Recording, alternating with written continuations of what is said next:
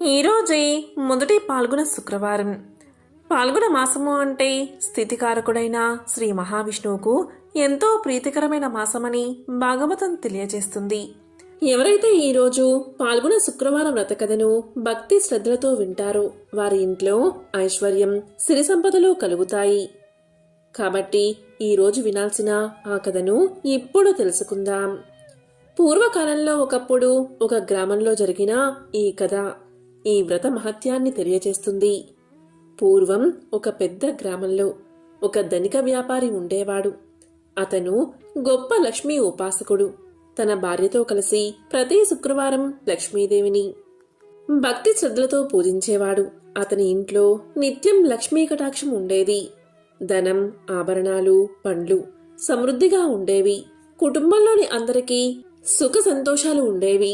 కాని అతని భార్యకి మానవత్వం కొద్దిగా తక్కువ. తన సంపాదన్ని పేదవారితో పంచుకునే మనస్సు అస్సలు లేదు. అదే గ్రామంలో ఒక పేద మహిళ నివాసం ఉండేది. ఆమెకు భర్త మరణించడంతో అనాథగా ఉంది. ఆహారం దొరికితే తినేది, లేదంటే ఉపవాసం ఉండేది.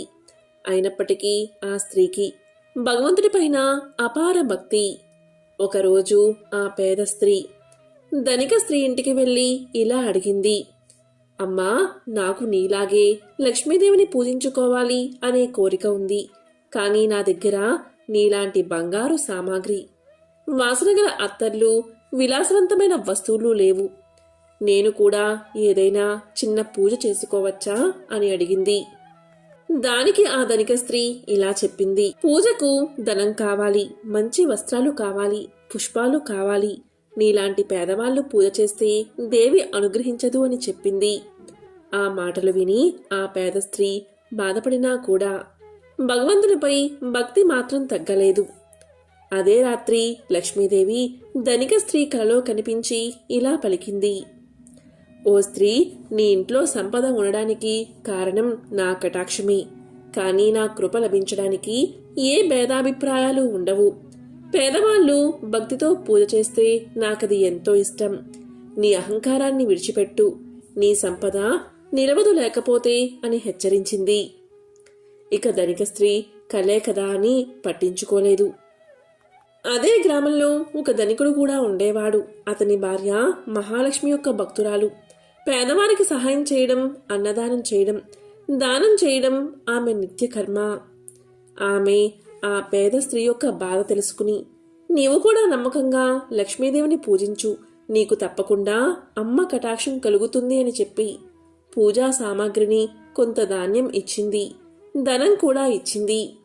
దీంతో పేద మహిళ ఎంతో ఆనందంగా పాల్గొన శుక్రవార పూజను ప్రారంభించింది.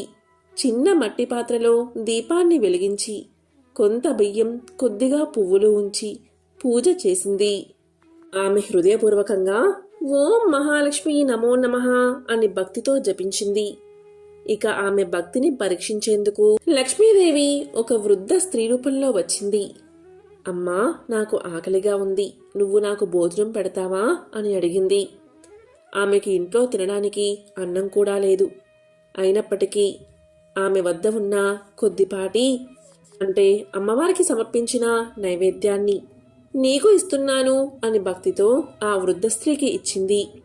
దీంతో లక్ష్మీదేవి ఎంతో సంతోషించి, నీ నిస్వార్థ భక్తికి ఎంతో సంతోషించాను.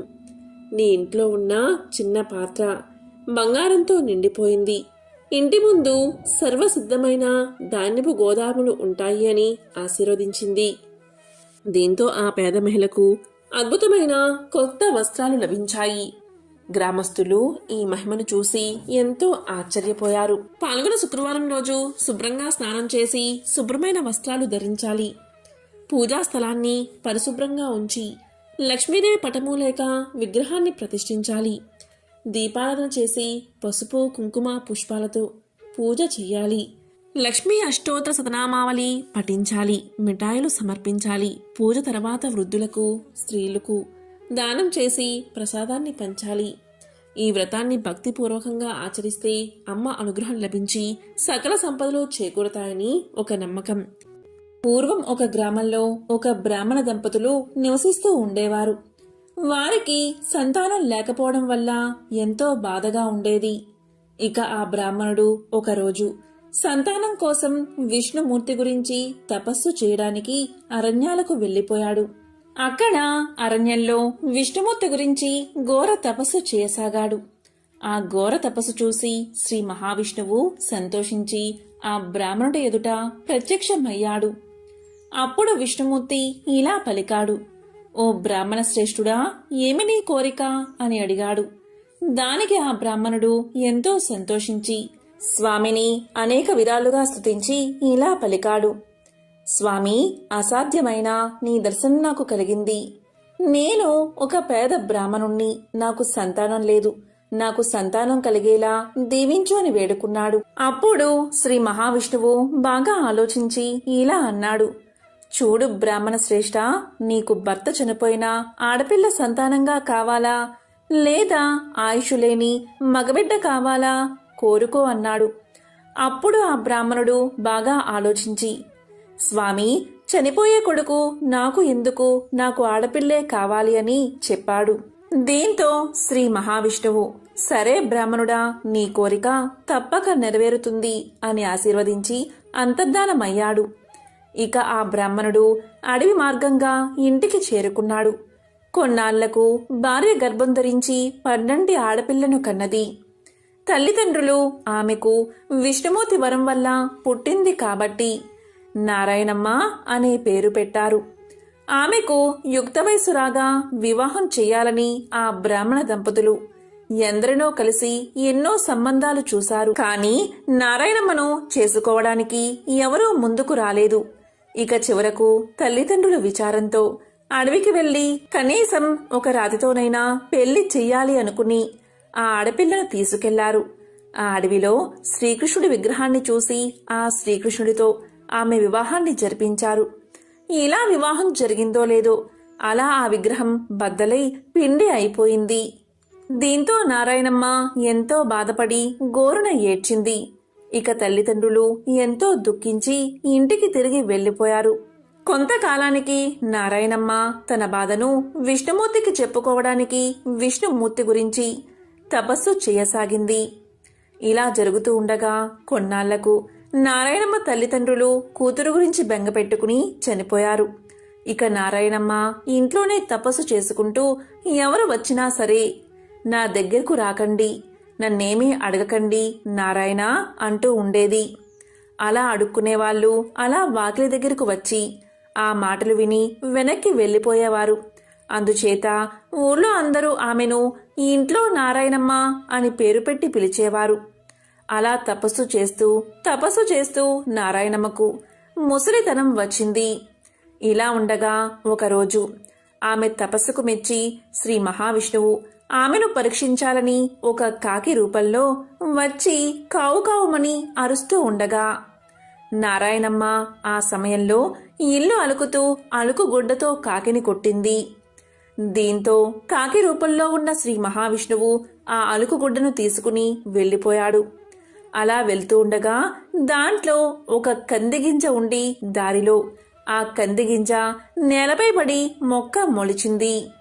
ఈ విధంగా జరిగిన కొంతకాలానికి నారాయణమ్మ చనిపోయింది. ఇక నారాయణమ్మ చేసిన తపస్సుకు ఆమె భక్తికి మెచ్చి విష్ణుదూతలు వచ్చి నారాయణమ్మను విష్ణులోకానికి తీసుకుపోయారు. అక్కడ విష్ణుమూర్తి నారాయణమ్మతో ఇలా అన్నాడు, నీవు నాకిచ్చిన అలుకుగుడ్డ ఇదిగో, నీవే తీసుకో, ఈ రోజు నుంచి ఇది నీతోనే ఉంటుంది అని చెప్పాడు. అంతేకాదు, నారాయణమ్మ, నీవు నాకిచ్చిన ఈ అలుకుగుడ్డలో ఒక కంది గింజ ఉంది, అది భూమి మీద పడి ఒక చెట్టుగా మొలిచింది. ఈ అలుకుగుడ్డ ఆ కంది చెట్టు రెండూ నీవే, ఈ రెండే నీవు సంపాదించుకున్నావు అన్నాడు శ్రీ మహావిష్ణువు. అప్పుడు నారాయణమ్మ ఇలా పలికింది, స్వామి, నేను నీ భక్తురాలను, నన్ను ఎందుకు ఇలా చేశావు అని అడగ్గా విష్ణుమూర్తి ఇలా పలికాడు, నీవు భక్తితో నన్ను పూజించావు, ఇది నిజమే. కాని నీవెప్పుడూ ఏ దానమూ చేయలేదు, కనీసం ఒకరికైనా అన్నాన్ని పెట్టలేదు, ఒకరికి కూడా భిక్ష వేయలేదు, దాన ధర్మాలు అసలే లేవు. కాబట్టి నీవు ఆ కంది చెట్టుపై పురుగువై తిరుగుతూ ఉండు అన్నాడు శ్రీ మహావిష్ణువు. దీంతో నారాయణమ్మ పురుగ్గా మారి ఆ కంది చెట్టుపై తిరుగుతూ ఉండేది. ఇలా కొంతకాలం గడిచింది. ఇక విష్ణుమూర్తి ఆ చెట్టుపై తిరుగుతున్న పురుగు రూపంలో ఉన్న నారాయణమ్మతో ఇలా అంటాడు. చూడు నారాయణమ్మ, నా భార్య లక్ష్మీదేవి చిలుకల ముగ్గుల నోము పడుతుంది. ఆమె నీ దగ్గరకు వచ్చినప్పుడు ఒక బిందువును దారపోస్తే వస్తానని చెప్పు అంటాడు మహావిష్ణువు. దానికి సరే అంటుంది నారాయణమ్మ. ఇక కొంతకాలానికి లక్ష్మీదేవి చిలుకల ముగ్గుల నోము పట్టి నారాయణమ్మను పిలవడానికి అక్కడికి వస్తుంది. ఆ సమయంలో నారాయణమ్మ విష్ణు మహిమతో బంగారు విగ్రహమై ఇంట్లో ఉంటుంది. శ్రీ మహాలక్ష్మి వచ్చి నారాయణమ్మను పిలవగా నారాయణమ్మ ఇలా పలుకుతుంది. అమ్మా లక్ష్మీదేవి, నాకు ఒక బిందువును ఫలాన్ని దారపోస్తే నేను వస్తాను అని అంటుంది. దానికి నారాయణమ్మ ఒప్పుకోగా లక్ష్మీదేవి నారాయణమ్మను తీసుకుపోతుంది. ఇక లక్ష్మీదేవి నోము పట్టి నారాయణమ్మను నీకేం కావాలో కోరుకో అంటుంది. దానికి నారాయణమ్మ, అమ్మా నీ పాదభక్తి తప్ప నాకేమీ అక్కర్లేదు అనగా లక్ష్మీదేవి ఎంతో సంతోషించి నీకు 5వ తరం ఎప్పుడూ ఉంటుంది అని వరాన్ని ప్రసాదించింది. ఇక నారాయణమ్మ ఎంతో సంతోషించింది. ఈ చిలుకల ముగ్గుల నోమును 5 సంవత్సరాలు పట్టి 5 కేజీల బియ్యం అప్పాలు చేసి ముత్తైదువులకు దక్షిణ తాంబూలాలతో ఇవ్వాలి. ఈ వ్రతకథను ఎవరైతే వింటారో వారికి వ్రత ఫలం లభిస్తుంది. ధనం మూలం ఇదం జగత్ అనేది అందరికీ తెలిసిన విషయమే. జీవ సమస్తానికి ధనమే మూలం. ధనం లేకపోతే ఆహారం లభించదు. కాబట్టి అలాంటి ధనానికై ఎల్లరూ శ్రీ ధనలక్ష్మీదేవిని ఆరాధించాలి. ఆమె దయకలవాడే కలవాడు. ఆమె దయలేనివాడు లేనివారిలోనే లెక్క. ధనం చాలా విలువైనది. ఇది అందరికీ తెలిసిన విషయమే. కాబట్టి ధన ప్రాప్తికై శ్రీ మహాలక్ష్మీదేవిని ఆరాధించాలి. ధనాది దేవత అయిన ఆ శ్రీ ధనలక్ష్మీదేవిని ఆరాధించి ఆమె అనుగ్రహాన్ని పొందాలి. ఆ అమ్మ దయకు పాత్రులై ధనవంతులైన అసంఖ్యాక భక్తులలో ఒకరిద్దరి విషయాలు ఇప్పుడు తెలుసుకుందాం. అదే సమాధి కదా. పూర్వం సమాధి అనే ఒక వైశ్యుడు ఉండేవాడు. అతడు విపరీతంగా ధనాన్ని సంపాదించాడు. దానితో అతనికి ధన గర్వం వచ్చింది. కొత్తలో అంతా లక్ష్మీ కటాక్షమే అనేవాడు అతను. రాను రాను దేవుడా లేక దెయ్యమా, నా తెలివితేటలతోనూ బోలెడు పెట్టుబడితోనూ వ్యాపారం చేశాను, అందుకే సంపాదించాను, అంతా నా గొప్పతనమే అండం మొదలుపెట్టాడు.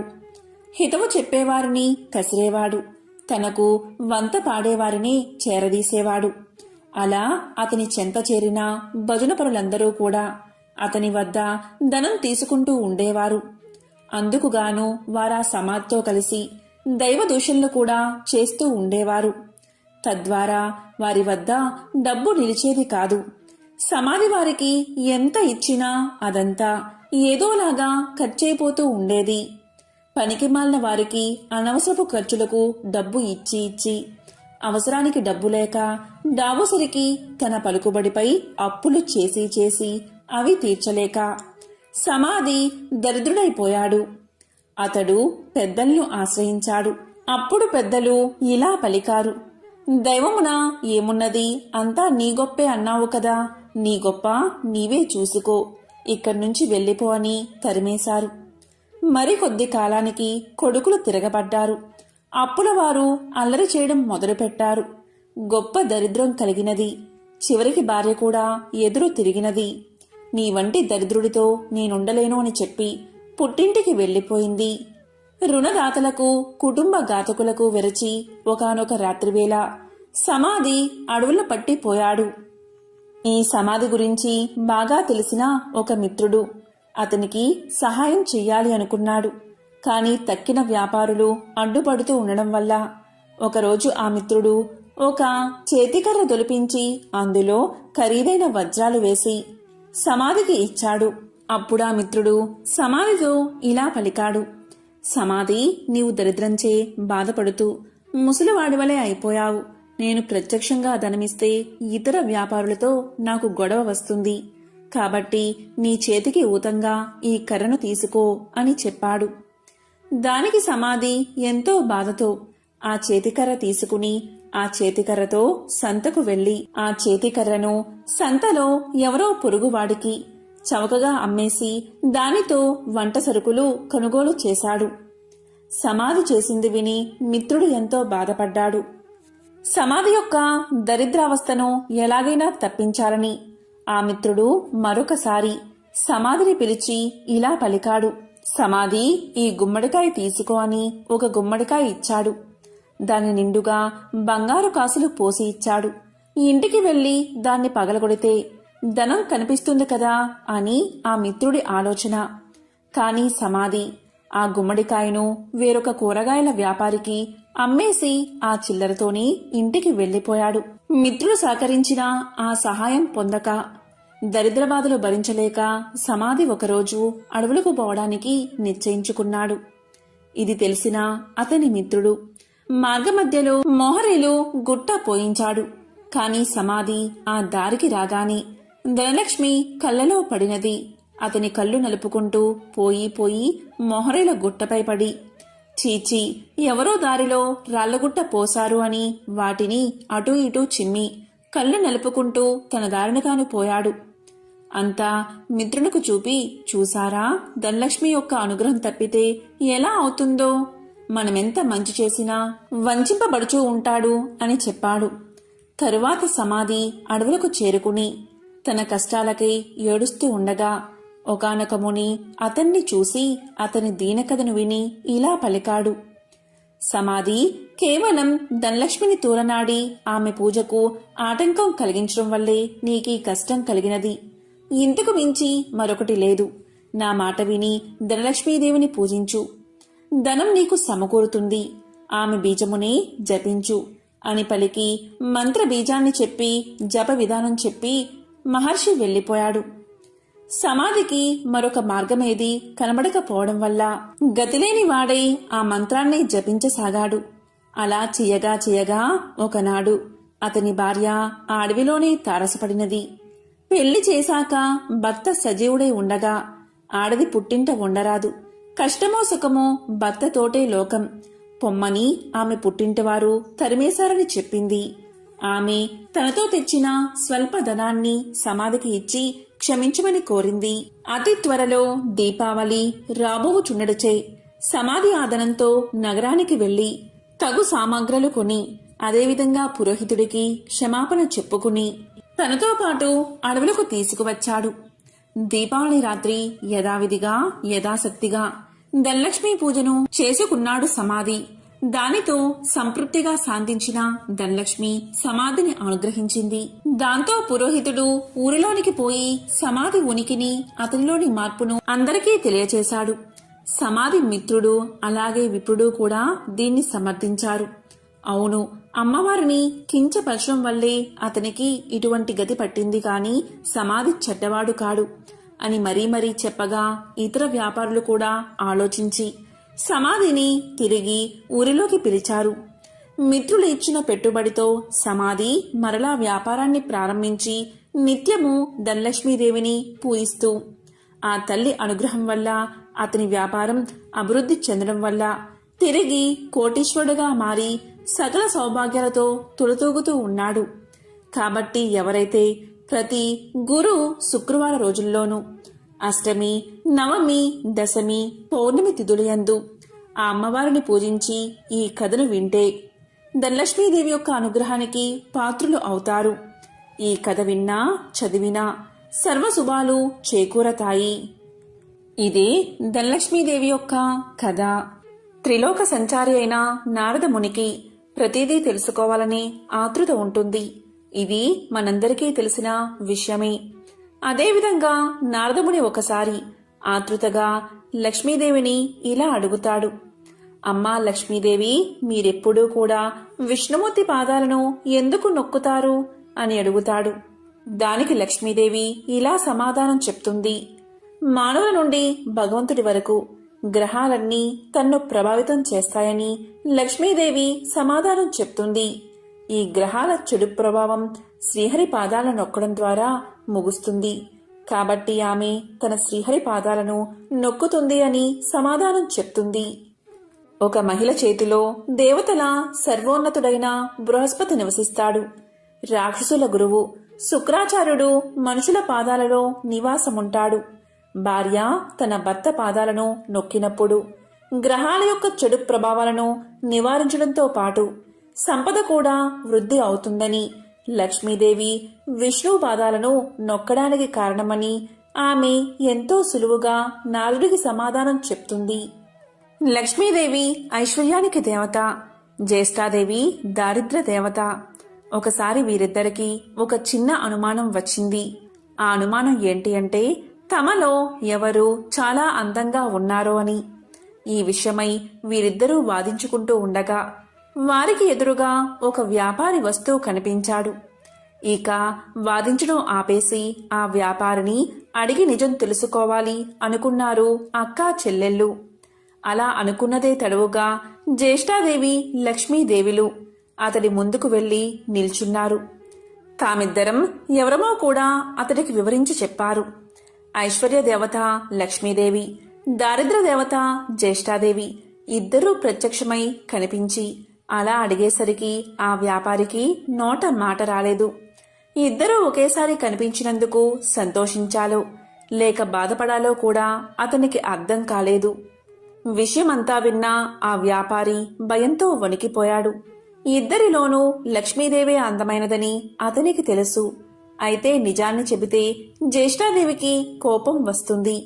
ఆమెకు కోపం వస్తే తనను ఇంకా పేదవాడిని చేస్తుందని తెలుసు.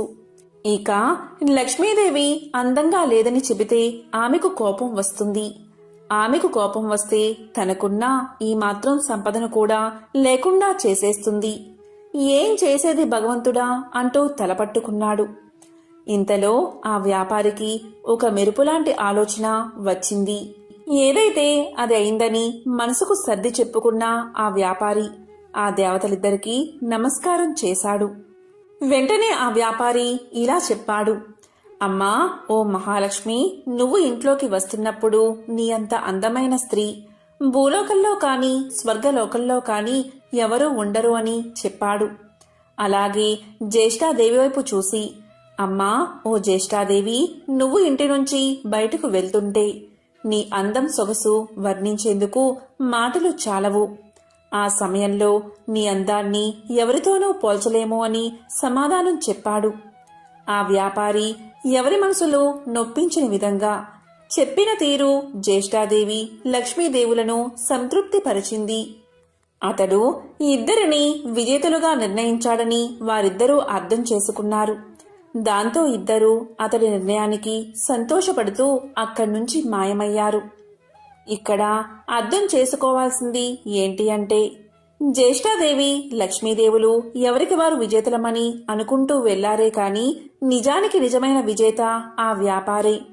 ఎందుకంటే అతడు ఐశ్వర్య దేవత అయిన లక్ష్మీదేవి అభిమానాన్ని పొందడమే కాదు, లక్ష్మీదేవి బద్ధ శత్రువైన జ్యేష్ఠాదేవిని సైతం సంతృప్తిపరిచాడు. కాబట్టి నిజమైన విజేత ఆ వ్యాపారే. లక్ష్మీదేవి అదృష్టానికి శుభానికి సంకేతం. అయితే జ్యేష్ఠాదేవి దరిద్రానికి సంకేతం.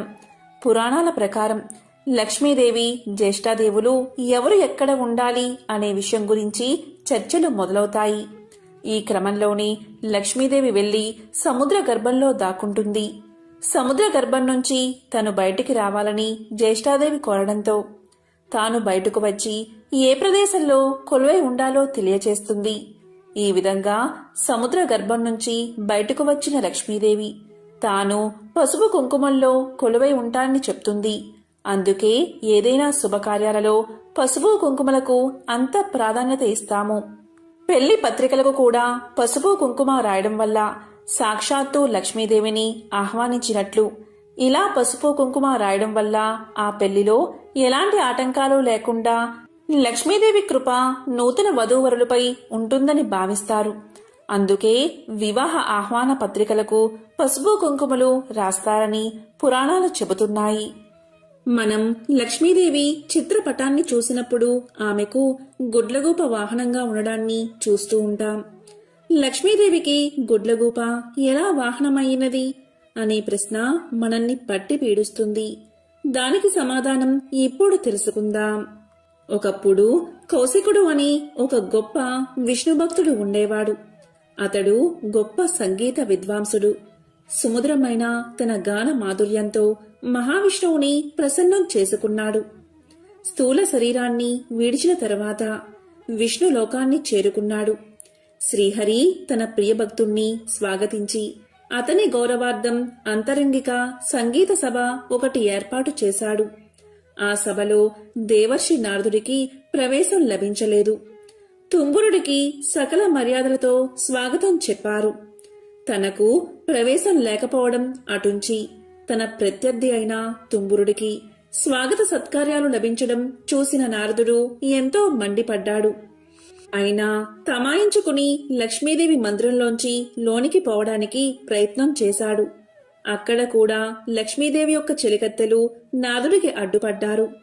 దానితో ఎంతో కోపగించిన నారదుడు మహాలక్ష్మిని శపించాడు. అది తెలిసిన వెంటనే లక్ష్మీనారాయణులు నారదుని ముందు ప్రత్యక్షం అయ్యారు. తమను మన్నించమని వేడుకున్నారు. అప్పటికి నారదుడి కోపం శాంతించింది. తన తొందరపాటుకు పశ్చాత్తాపం మొదలైనది.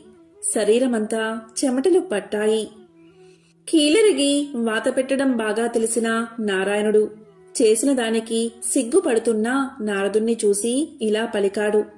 నారదా, నీ కోపం కారణం నాకు తెలుసు. నిజానికి భక్తి జ్ఞానములయందు శీలవర్తములయందు తుంబురుడు నీకన్నా కపటి కాడు, గర్విష్ఠుడు కాడు. కపట భక్తిని ప్రదర్శించేవారు ఎన్ని తీర్థాలు సేవించినప్పటికీ వ్యర్థం. భక్తి శ్రద్ధలతో నన్ను కొలిచేవారికి అవశ్యం వశుడనే. సంగీతం చేత నన్ను చేరవచ్చునని చాటి చెప్పడానికే కౌశిక తుంబురను నేను సత్కరించాను. నీ శాపానికి ఏమీ బాధపడకు, లోకహితమే జరుగుతుంది, చింతించవద్దు అని చెప్పాడు నారాయణుడు. నారదునికి అప్పటికి జ్ఞానోదయమైనది. ఓ దేవదేవా, నా తప్పులను క్షమించు. అవివేకి వలె ప్రవర్తించాను, నన్ను కాపాడు. తుంబురా, కౌశికుల వలె సంగీతంలో మేటినైతే ఇంతటి విపరీతం జరిగి ఉండేది కాదు కదా అంటూ కట్టెలు తెంచుకుని ప్రవహిస్తున్న కన్నీటి వరద మధ్య నారదుడు నారాయణుడి పాదాల మీద పడ్డాడు. భక్తుని పశ్చాత్తాపం భగవంతుడి హృదయాన్ని కరిగించింది. తన దివ్య హస్తాలతో నారదుణ్ణి పైకి లేపాడు నారాయణుడు. ధైర్యాన్ని చెప్పాడు. సంగీతం నేర్చుకోవాలన్న కుతూహలం నిజంగా ఉంటే తాను చెప్పినట్లు చెయ్యమన్నాడు. ఉత్తరాన మానస సరోవరానికి అవతల ఒక పర్వత శిఖరముంది. దానిమీద ఒక దివాంతం ఉంది. ఆ ఉలూకాపతికి శుశ్రూష చేసి సంగీతంలో మేటివి కమ్మని దీవించాడు నారాయణుడు. దీంతో నారదుడు శ్రీమన్నారాయణుడికి కృతజ్ఞతలు ప్రకటిస్తూ చేతులు జోడించిన నారదుడు సెలవు పుచ్చుకున్నాడు. వెంటనే మనోవేగంతో మానస సరోవరం చేరుకున్నాడు. కమ్మని సంగీతం అస్పష్టంగా వినిపిస్తుంది.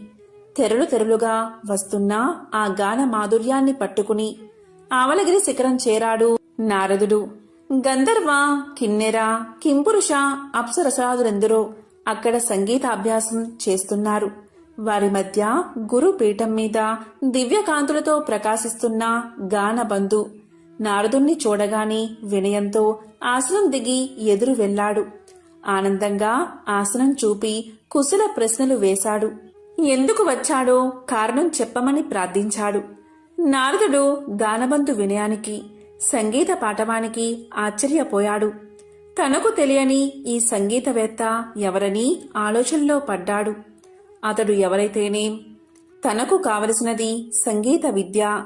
ఉలూకాపతికి నమస్కారం చేసి జపతపాదులకు సాధ్యం కాని శ్రీహరిని తుంబుర కౌశికులు గాన మాధుర్యంతో వశం చేసుకున్నారని, తనకు అలాంటి దివ్యగాన విద్యను ప్రసాదించమని వేడుకున్నాడు.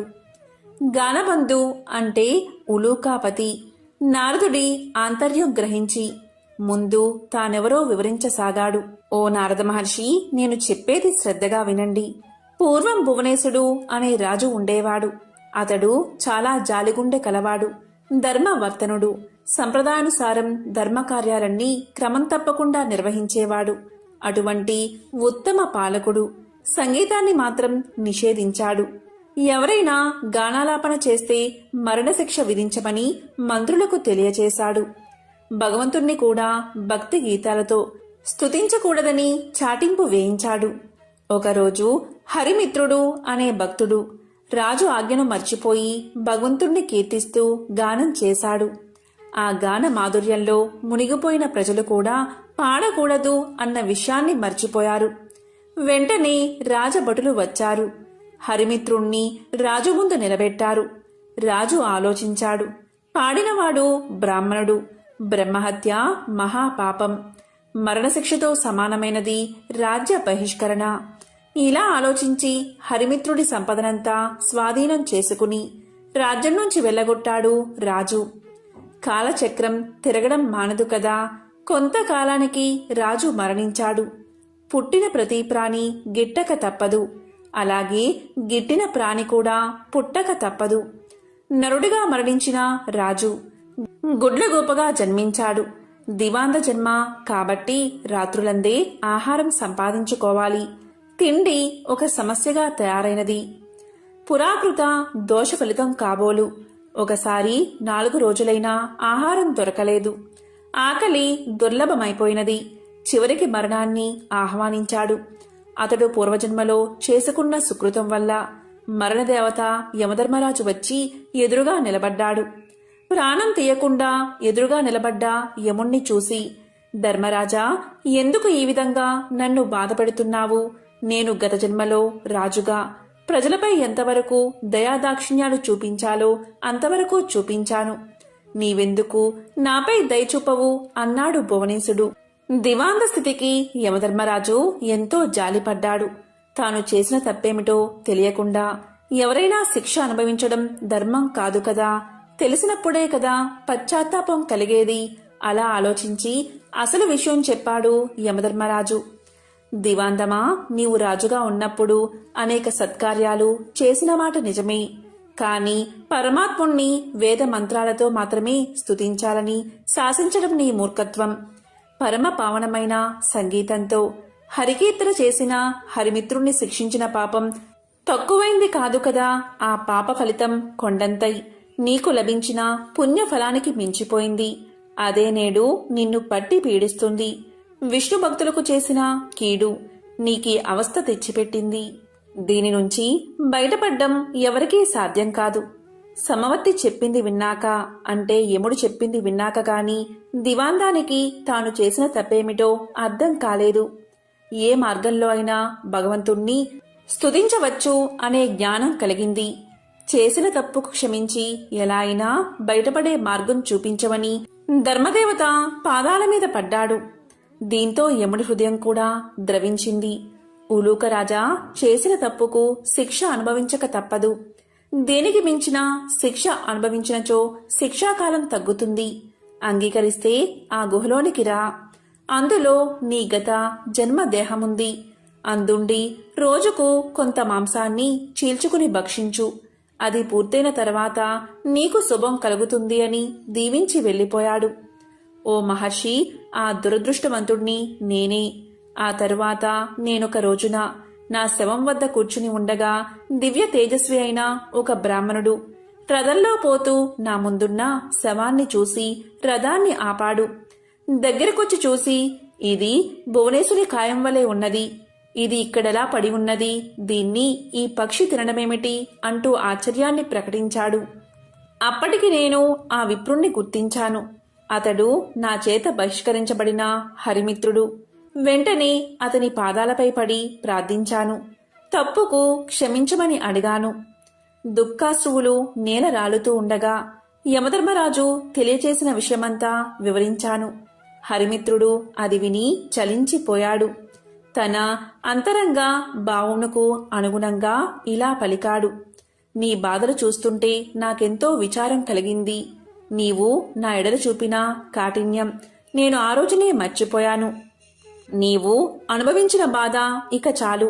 ఈ క్షణం నుంచి నీకు బాధన్నది లేకుండా ఉండుగాక.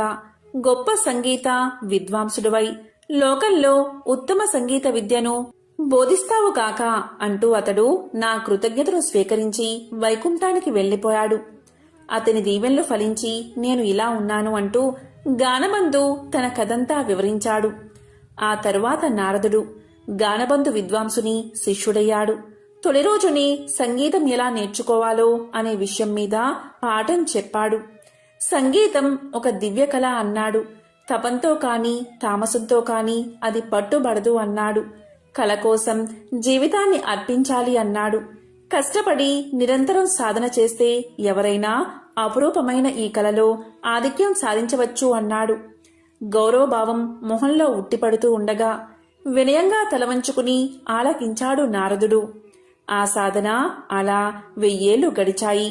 కఠోరమైన దీక్షతో నారదుడు 3 లక్షల రాగాలలో మంచి ప్రావీణ్యం గడించాడు. సహపాఠులంతా పొగడేస్తుంటే సంగీతంలో ఇక తనకు తిరుగులేదనే గర్వంతో ఉబ్బిపోయాడు. అమిత ఆనందంతో గురువును చేరి కృతజ్ఞతలు చెల్లించాడు.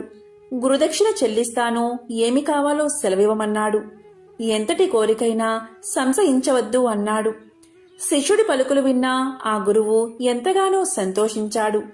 ఓ మహర్షి, దేవర్షులైన మిమ్మల్ని నేనేమి కోరగలను? దివాందమునకు కావలసిన అవసరాలు ఏముంటాయి? శిష్యుడివి అయినందున ఏదో ఒకటి కోరుకోక తప్పదు. ఈ ధరాతలం నిలిచి ఉండే వరకు సంగీత కళతో పాటు నేను సైతం లోకంలో గుర్తుండేలా వరాన్ని ప్రసాదించు అని తన మనసులోని మాటను బయట పెట్టాడు. అప్పుడు నారదుడు విశాలంగా నవ్వాడు. ఓ గురువర్యా, ఇది మరీ చిన్న కోరిక. ఈ చిరు కోరిక మీకున్న సంగీత పాండిత్యం తీర్చగలదు. శిష్య ప్రశిష్య కోటి వలన భూతలమున సంగీత కళ నిలిచి ఉన్నంత వరకు మీ కీర్తికి అంతులేదు. మీరు చేసిన ఈ మహోపకారానికి గురు దక్షిణగా లక్ష్మీనారాయణల కటాక్షం, వారి సేవా భాగ్యాన్ని, శాశ్వత సన్నిధానమును ప్రసాదిస్తున్నాను.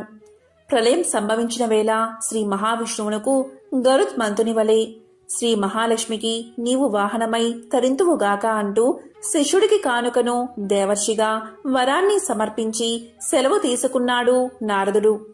ఈ విధంగా గానబంధు అనే గుడ్లగూప లక్ష్మీదేవికి వాహనంగా మారింది. శుక్రవారం రోజు ఎవరైతే ఈ కథలను వింటారో లేక చదువుతారో వారికి శ్రీ మహాలక్ష్మీదేవి యొక్క అనుగ్రహం, కరుణా కటాక్షాలు తప్పకుండా కలుగుతాయి. రుణ సమస్యలు తొలగి లక్ష్మీ కటాక్షం కలుగుతుంది. ఓం శ్రీ మహాలక్ష్మీయే నమః. ఓం నమో నారాయణాయ. ఓం శ్రీ మాత్రే నమః.